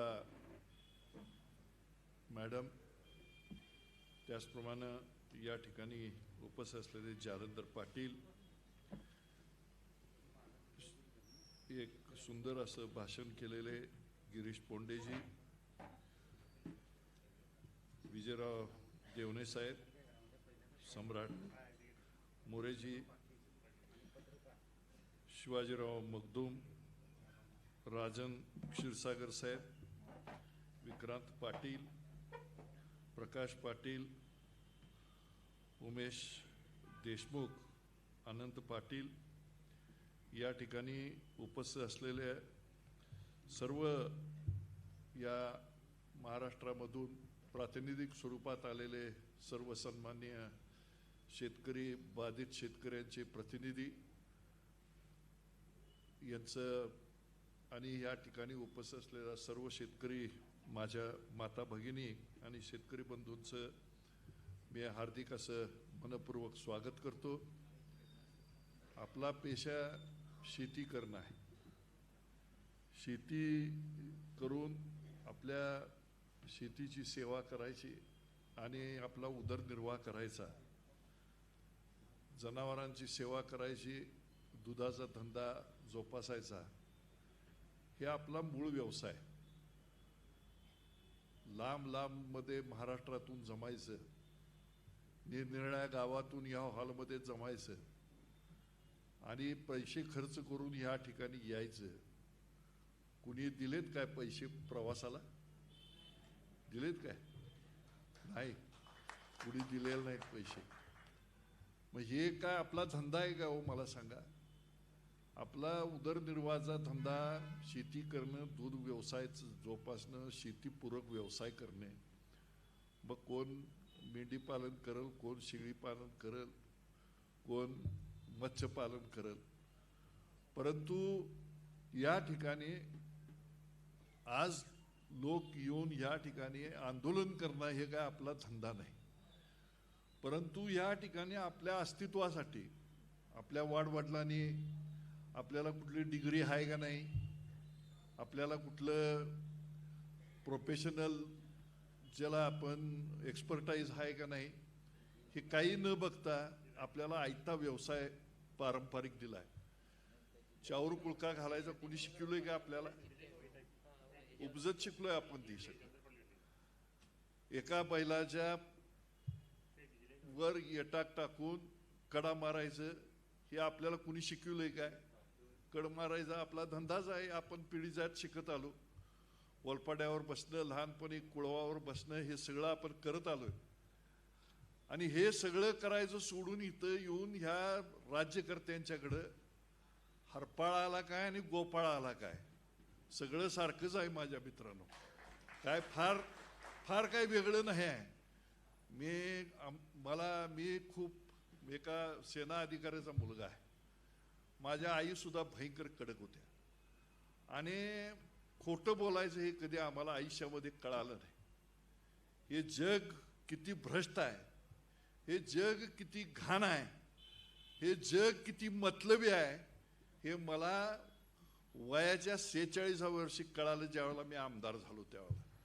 तोपर्यंत मला कळालं नव्हतं या जगामध्ये एवढी लबाडी आहे, एवढा स्वार्थ आहे, एवढं या ठिकाणी म्हणजे मतलबीपणा आहे, हे मला त्यावेळेला कळालं नव्हतं. परंतु आमदार झाल्यानंतर मला कळायला लागलं की किती लोक स्वार्थी असतात. आणि त्यामुळं एक गोष्ट आहे की जो सगळ्यात निस्वार्थी माणूस आहे तो शेतकरी आहे. आणि ह्या शेतकऱ्यासाठी जन्मभर लढायचं हा निर्धार मी त्या काळामध्ये केला. मी आयुष्यामध्ये शेतीवर प्रेम केलं, शेतकऱ्यावर प्रेम केलं. आपले पूर्वीचे पंतप्रधान आदरणीय लाल बहादूर शास्त्रीजी हिनी घोषणा केली होती, जय जवान जय किसान. मगाशी कोणीतरी बोललं जय जवान जय किसान. जय जवानाचं जरा तरी बरं झालंय हो या देशामध्ये. जय किसानाची काय अवस्था आहे, आणि ही अवस्था कधीही सहजासहजी बदलणार नाही जोपर्यंत आपण या गोष्टी बदलण्याची क्षमता आणि इच्छाशक्ती दाखवत नाही, तोपर्यंत ह्या गोष्टी बदलणार नाहीत. आणि म्हणून या ठिकाणी अहो खोटं तरी किती बोलायचो, काय जनाजी नाही मनाजी बी लाज नाही हो. ह्याच्यावर आले मुख्यमंत्री, आम्ही त्यांना त्या ठिकाणी निवेदन द्यायला गेलो, मोठ्या आशेने गेलो. त्यांना निवेदन दिलं, म्हटलं आम्हाला शक्तिपीठ महामार्ग नको. नको आहे ना, होणार नाही. मग इथं सांगली जिल्ह्यातही नको आहे, तुम्हालाही नको आहे. सांगली आणि कोल्हापूर वगळून काय असेल ते बघतो असं मला तिथं सांगितलं.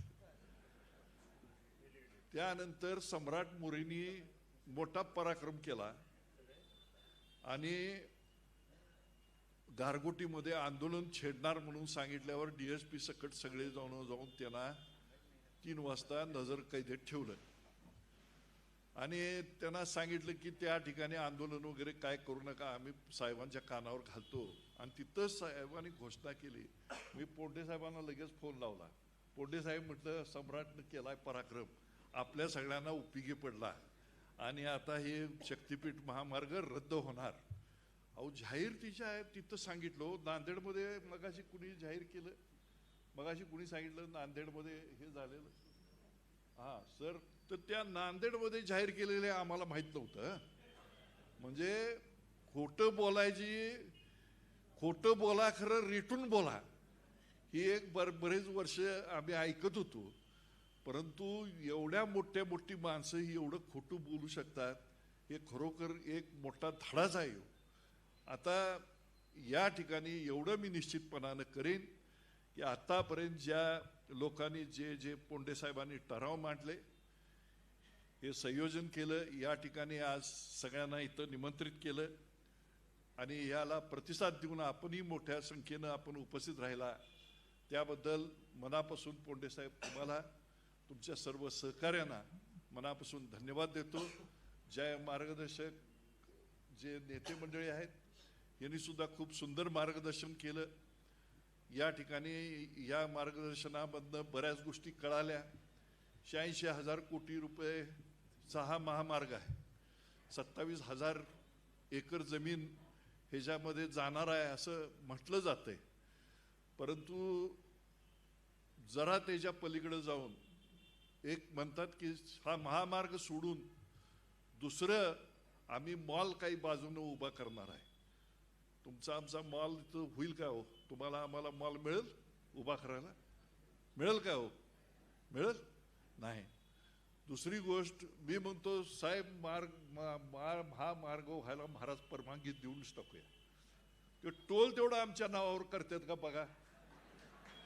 महाराज करतील काय महाराज सांगा?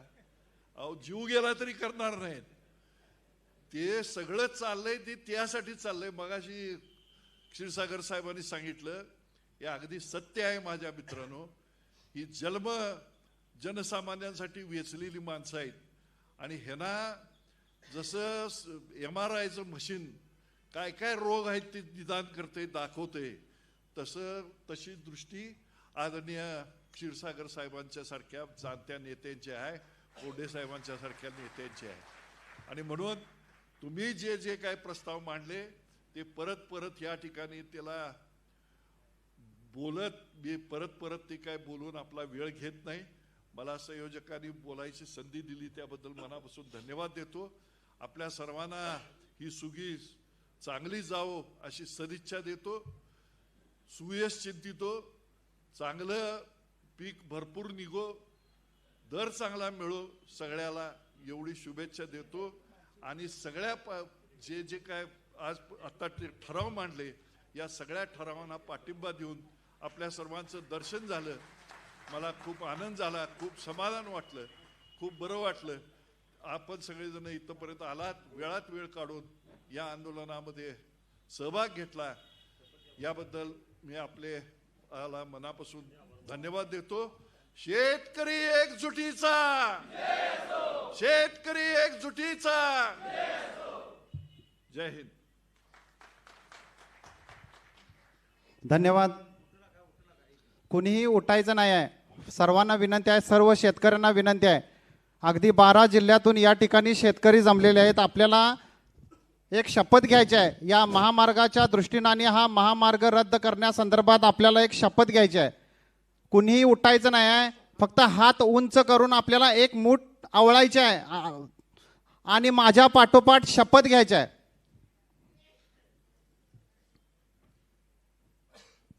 मी आज शपथ घेतो की मी या मातीतला कष्टकरी शेतकरी असून या कसणाऱ्या काळ्या मातीवर माझे जीवापाड प्रेम आहे.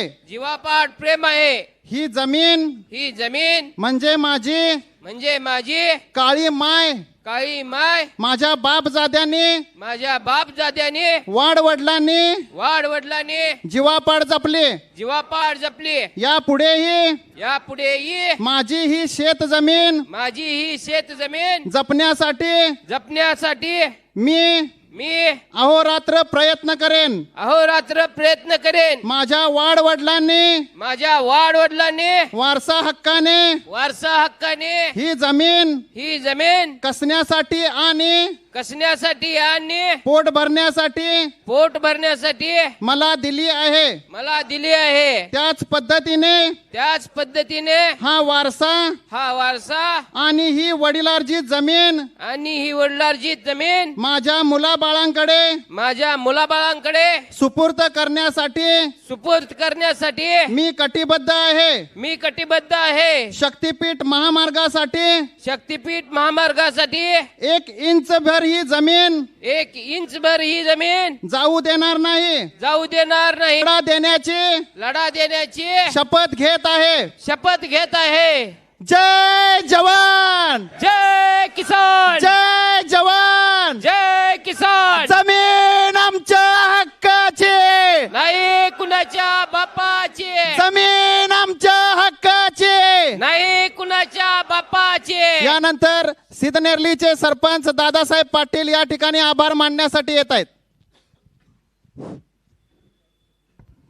आजच्या या शक्तिपीठ महामार्ग विरोधी राज्यव्यापी शेतकरी निर्धार परिषदेच्या या उपस्थित सर्व शेतकरी तसेच या ठिकाणी उपस्थित असलेले आपल्या कोल्हापूर जिल्ह्याचे खासदार आदरणीय छत्रपती शाहू महाराज साहेब, या ठिकाणी उपस्थित माजी आमदार संजय बाबा घाडगे, या ठिकाणी उपस्थित माननीय जालंधर पाटील साहेब, समरजित घाडगे साहेब, शिवसेनेचे अध्यक्ष आदरणीय देवणे साहेब, या ठिकाणी उपस्थित असलेले विक्रांत पाटील साहेब, या ठिकाणी उपस्थित या शक्तिपीठ महामार्ग कृती समितीचे समन्वयक आणि या कार्यक्रमाचे आयोजक कॉम्रेड गिरीश फोंडे साहेब, या ठिकाणी उपस्थित दिल्ली विद्यापीठाच्या जेयुनीच्या प्राध्यापक आदरणीय अमृता पाठक मॅडम, या ठिकाणी उपस्थित अखिल भारतीय किसान सभेचे अध्यक्ष उमेश देशमुख साहेब, राजन क्षीरसागर साहेब, कॉम्रेड शिवाजी मगदूम, कॉम्रेड सम्राट मोरे, तसेच या ठिकाणी उपस्थित गोकुळचे संचालक आदरणीय प्रकाश पाटील साहेब, उपस्थित या ठिकाणी बीडचे लालासाहेब शिंदे, लातूरचे अनिल ब्याळे, उपस्थित लातूरचे अनिल ब्याळेसाहेब, सतीश कुलकर्णी नांदेडचे, परत सुभाष मोकळवार, सांगलीचे उमेश येडगे साहेब, गणेश गोडके साहेब सोलापूर, दानोळीचे भोसले गुरुजी, परभणीचे विठ्ठल गरुड आणि उपस्थित सर्व कोल्हापूर जिल्हा आणि 10-12 जिल्ह्यातून उपस्थित सर्व शेतकरी, छायाचित्रकार, पत्रकार, प्रिंट मीडियाचे सर्व पत्रकार या मेळाव्यासाठी उपस्थित राहिलात त्याबद्दल सर्वांचे आभार मानतो. आणि हा शक्तिपीठ महामार्ग जोपर्यंत रद्द होत नाही तोपर्यंत आपण या लढ्यासाठी इथून पुढे देखील एक समन्वय समिती आपल्याला हाक देईल त्यावेळी उपस्थित राहावे असे आपल्याला आवाहन करतो. आणि सर्व उपस्थित राहिल्याबद्दल सर्वांचा आपल्याला मनापासून आभार मानून आज ही सभा संपली अशी जाहीर करतो. धन्यवाद.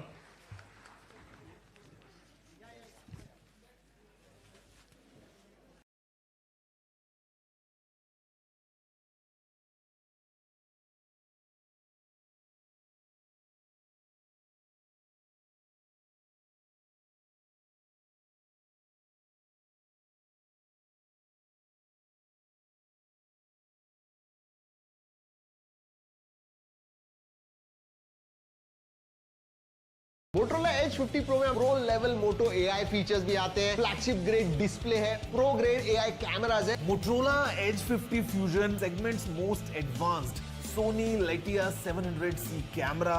The Moto G85, it has a curved screen with Corning Gorilla Glass 5. Hi everyone, Kevin here. Today we are going to learn how to use Power BI in just 10 minutes. All organizations have a tremendous amount of data, but what are the stories behind that data and what decisions should you make based on that data? Power BI can help us with this. We'll start with how you can import data into Power BI. Then we'll look at how you could build a data model and start to add some visuals and also filter your data. And finally, we'll look at how you can share out your reports and dashboards with others. Let's start with how you can get Power BI. To get Power BI, open up the Microsoft Store and up in the search field on top, search for Power BI. In the results, you'll see 3 different options. So which one should you get? First, we have Power BI, and this allows you to view and interact with existing reports. Here we have Power BI Desktop, and this gives you the full functionality to model your data and also to build reports. Lastly, we also have the Report Builder, and this has much of the functionality that you'll find in desktop, but it's not quite as feature-rich. For this video, we're going to use the desktop experience. Simply click on this, and right here you can click to install or open if you already have the app installed. When you launch Power BI for the first time, you'll see this initial splash screen. Over on the left-hand side, you can get data, and in a moment we'll do this. Right down below, you can also access recent data sources that you've used. Here, you'll see any other Power BI reports that you might have worked on, and you can also navigate to other reports that you may have access to. Over on the right-hand side, you have all sorts of different learning resources that are well worth looking at. If you don't want to see this splash screen on launch, at the very bottom you can uncheck this box and this will no longer appear. For now, I'll close this window in the top right-hand corner. This drops us into the main report view in Power BI. Over on the left-hand side, here I can see that I am in the report view. Currently, we don't have any data in here yet. Luckily, it's very easy to get data in. Right here, we could add data to our report, or right up here on the Home tab on the ribbon, here we also have the option to import data. When I click on this Get Data dropdown, you'll see that there are all sorts of different sources that you can pull into Power BI. Chances are, if you have data, you'll be able to bring it in. For this video, I'm going to use data in an Excel workbook. If you'd like to follow along, I've included a link to this workbook down below in the description. I'll click on this. Here I see my workbook, I'll double click on this. This opens up the navigator, and this will assist me with getting my data into Power BI. Here I see my Excel workbook name, and I see that it has 2 separate tables and 2 separate sheets. You can tell based on this icon here. I can click into one of these tables, and here I can preview the data. There's one table called Customers, and this has all of the customer information at the Kevin Cookie Company. Down below, I also have order data for orders here at the Kevin Cookie Company. Then we also have sheets, but I only have the table on the sheet, so there's no other data. I'll select this table and this table. Down in the bottom right-hand corner, we have a few different options. We can load the data as is. That means that I don't want to make any changes to it. I'll basically bring it in as it looks right up above. Alternatively, we can also transform the data. Basically make some modifications. Maybe we want to clean up the data before bringing it into Power BI. You might be wondering, well, why would you want to transform it here? Why not just update the original Excel sheet? In some cases, you won't have edit abilities with the original data. Let's say it's a database, or maybe someone else owns the spreadsheet. In this case, you could edit it before bringing it to Power BI. For now, I'll simply click on Load. Over on the right-hand side in the data pane, here I can see that I've successfully imported these tables from my Excel workbook. Here I have all of my orders and I have all of my customer information. Down below, you'll see all of the different columns that were contained in the table, or what we can also refer to as fields. Over on the left-hand side, let's now dig into the data by clicking on this button for the data view. This drops us in the data view, and here I can see all of the different customer data that's contained within the customers table. Now, there is one issue I noticed. Here we have a column for country, and I say the United States for a few of these, but then here it says the US. Ideally, I should clean this up. I can also click into the orders table, and here I can see all the different orders that we've had here at the Kevin Cookie Company. We've been shipping a lot of cookies. Right here, there's a column called Rush Shipment, and I don't need this for my analysis. So I think I need to go back and make a few refinements to this data here. Let's click back into the report view. And although I loaded the data, I can still go back and transform the data. On the Home tab, over here under Queries, we can click on Transform Data and then Transform Data. This opens up the Power Query Editor, and we can use Power Query to modify and also clean the data before bringing it into Power BI. One thing to note is this does not at all affect the original data source. Think of it as a middle layer between your original data and Power BI. Over on the left-hand side, I can see that there are 2 separate queries. Each one corresponds with one of the tables that we would like to bring in. And the first one is called Customers. Here I can see all of the data contained within Customers. And if I scroll over, here I see that country column with the inconsistent reference to the United States. I can right-click on the country, and here there's the option to replace values. I'll click on this, and I want to look for references to US, and I want to replace that with United States. I'll click on OK. Over on the right-hand side, here I can see a record of all of the different changes that I've made. One of the beautiful things is as you bring additional data in the future, these same steps will apply to that new data. Over on the left-hand side under Queries, let's now click into Orders. and here's the column rush shipment. I don't need this for my analysis. I'll select this column, and up above I can remove this column. Right over here, we see a category for transform, and this has some of the most popular transformations. Up on top, I can also click into transform here, and we see lots of different tools that you can use to modify and clean up your data. For now, though, I'm happy with the way everything looks. I'll click on home, and then close and apply, and select this option. Back in the main report view, on the left-hand side, let's now click into the model view. And here I can see the data model. Here I see the two different tables, and I can also see that Power BI automatically detected the relationship between these two tables. The customers table has a customer ID, and the orders table also has a customer ID. If for whatever reason Power BI did not detect the relationship, you can simply drag an item from one table over onto the other table, and that will establish a relationship between these tables. Let's now go back into the report view, and let's start building out a nice report. Back now within the report view, I want to pull together a report. And a report is simply a collection of different visualizations. Over here on the right-hand side, you can see all of the different visualizations that you get with Power BI. I want to show cookies shipped over time, and I think a line chart would work really well for that. To insert one of these visualizations, here I simply click on a line chart, and here it places a placeholder in my report. Over on the right-hand side, here I see all of my data that I brought in, and I want to show cookies shipped. Here in my orders table, there's an option called cookies shipped. I can take this item and I can drag it in, and I'll place it on the y-axis. So there it shows up right here, but I also want to show it over time. Over on the right-hand side in the orders table, I also have the order date. I can press and hold on this, and I'll drag this into the x-axis. And once I place that, you'll see the line chart start taking shape. I can click on this handle, and I can drag it so it's larger. I can even reposition it in whatever spot I want. Right now it shows order shipped by day, but it's a little hard to make sense of what's going on. When I click on this, down below I have these different options where I could drill up. So instead of viewing it on a daily basis, instead I could view it on a monthly and a yearly basis. And this now looks really nice. Over on the right-hand side, again, under visualizations, if I scroll down, I have different options. I could add a secondary y-axis. I could pull in a legend. If we go up to the top, here I could also format the visual. So here I have a few different options. And right up under general, here I could also adjust some of the different properties. For example, the title. Currently it says sum of cookies shipped. Maybe I just want it to say cookies shipped by date. If we go down to, I could also adjust things like the text color. And let me go with this blue color that matches the Kevin Cookie Company theme color. To exit out of this view, I'll simply click on the report, and that brings me back to this base state. I want to add some additional visuals to this report, and I'd like to show the total revenue that we've earned here at the Kevin Cookie Company. Of course, I could come in here and I could choose one of these visuals, or I could simply go down to the data, and here I'll check revenue. And this automatically inserts a bar chart.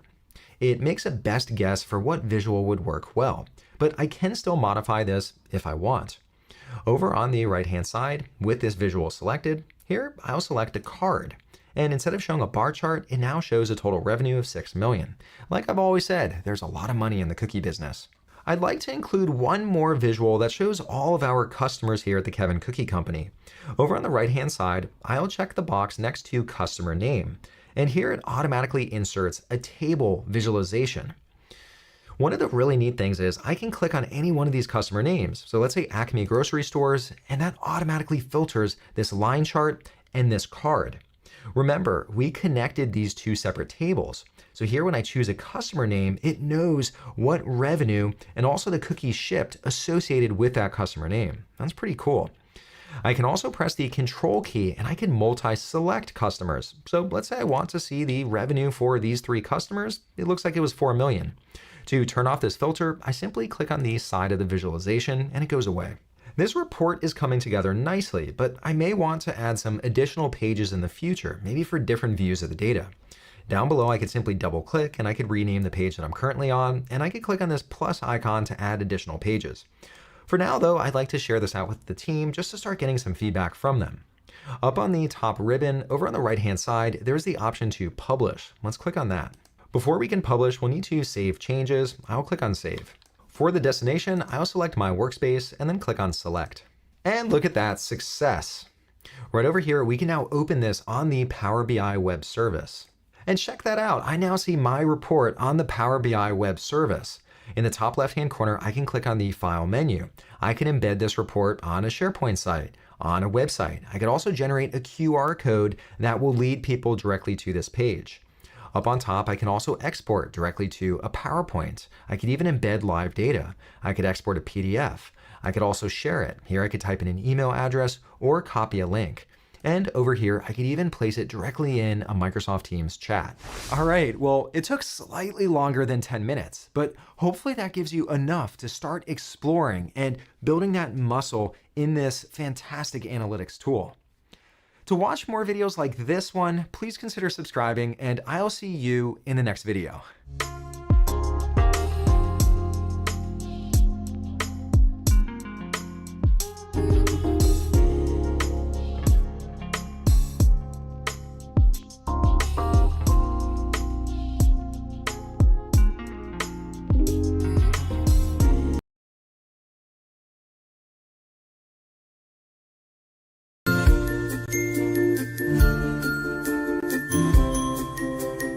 As organizations increasingly rely on data and technology to drive their operations and make informed decisions, the need for professionals who can help bridge the gap between technology and business has grown.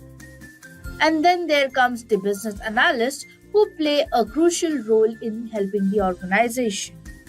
As a result, the demand for business analysts with the right mix of technical and business skills is high and is likely to remain so in the future. Hello everyone and welcome to this session. You are currently watching an Edureka Business Analytics full course video. By the end of this video, you will have a thorough understanding of business analytics from theory to practical applications. Now if you love watching videos like these, then subscribe to Edureka's YouTube channel and click the bell button to never miss out any updates from us. Also, if you wish to obtain Edureka's certification course, then please see the link in the description below. Now it's time to begin with our agenda, where we'll have a brief overview of what we will cover in this business analytics full course video. We will start with understanding the current trends and how to become a business analyst. Next, we will see what does a business analyst do. Now, it's time to delve deep into the technical concepts of business analytics. We'll start with the predictive analysis using Python, after which we will work on data analytics using Excel. Next, we will go ahead with understanding the Agile methodology, followed by the Scrum methodology. We will also see how to become a BI analyst. Well, we truly hope that this session assists you in getting jobs in the industry. In order to accomplish this, we will look at some of the important business analytics interview questions with answers. So stick till the end. Now let's start with our session with how to become a business analyst.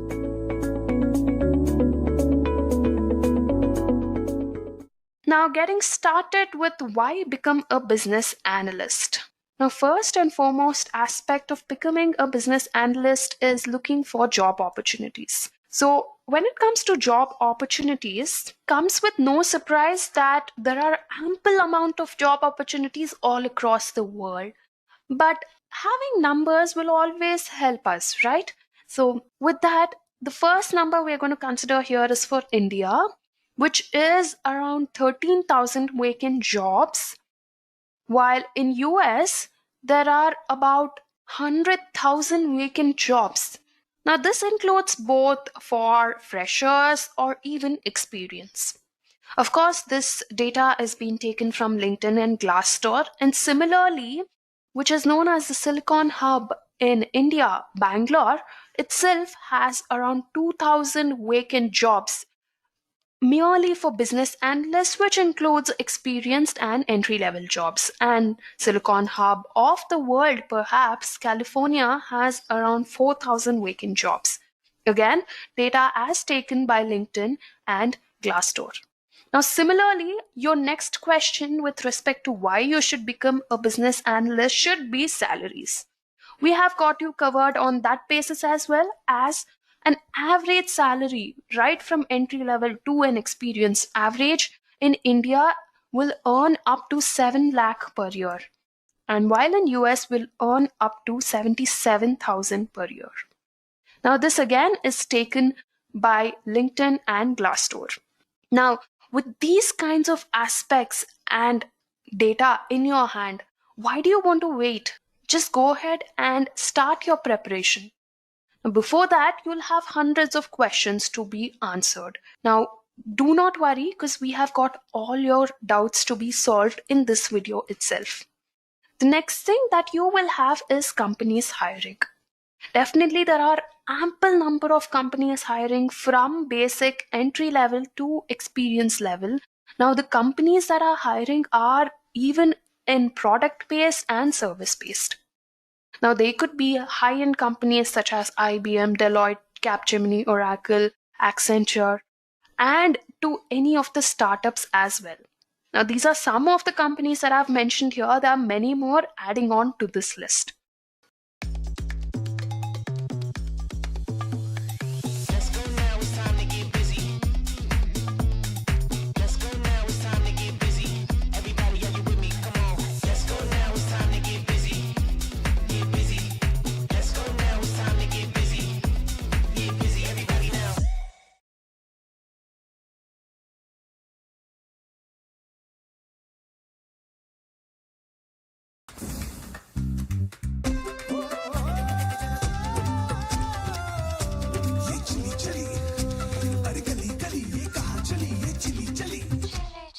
तुम सबकी chilli अब गिप्पी की Holi. Gippi chilli noodles उठा लो, खा लो। Gippi flaming chilli, मचाओ chilli की खलबली। Gippi chilli noodles. With that said, how to become a business analyst? Well, there are many aspects again to consider. First being the job description. Now, in job description, you can see what exactly a company or a recruiter is looking for in you as a business analyst. Firstly, I've considered a Amazon job description. Here, Amazon is looking for